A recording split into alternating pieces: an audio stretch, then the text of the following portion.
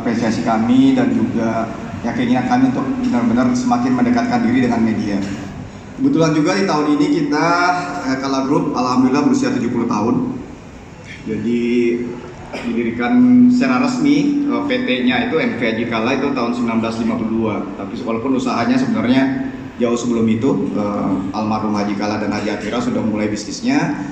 Tapi badan hukumnya baru di tahun 52 dan itulah dijadikan hari lahirnya dari Kala Group, dari PT Haji Kala ini. Dan insya Allah tanggal 18 Oktober kami berusia 70 tahun. Nah, dalam rangka ulang tahun ini banyak sekali rangkaian acara yang kita lakukan. Tahun lalu juga kita ada inisiatif dari Bu Lisa nih yang cukup ramai, ada Kala Future Leaders.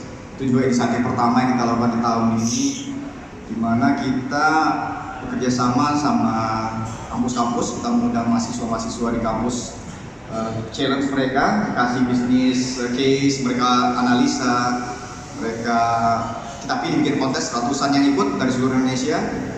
Mahasiswa ternyata memang anak-anak kita ini sangat luar biasa ya, kayaknya kalah gitu, pintar maksudnya mereka buat analisa dibanding kita ini gitu.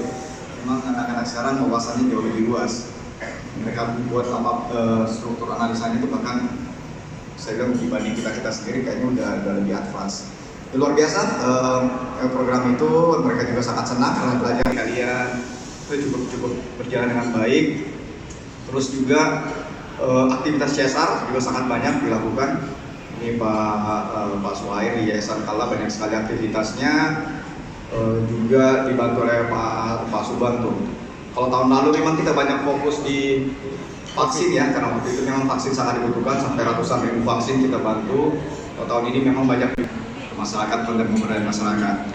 Terus dalam waktu dekat ini yang akan segera jalan lagi, kita akan ke kampus minggu depan hari Senin. Itu akan menggugah lagi anak-anak di kampus, memberikan ilmu dan motivasi buat mereka.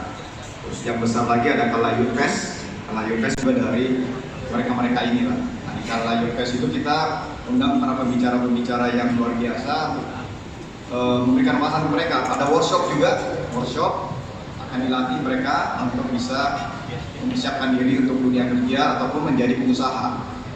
Alhamdulillah sudah confirm Pak Menteri ya, Pak Sandi akan ikut Sandiaga Uno ikut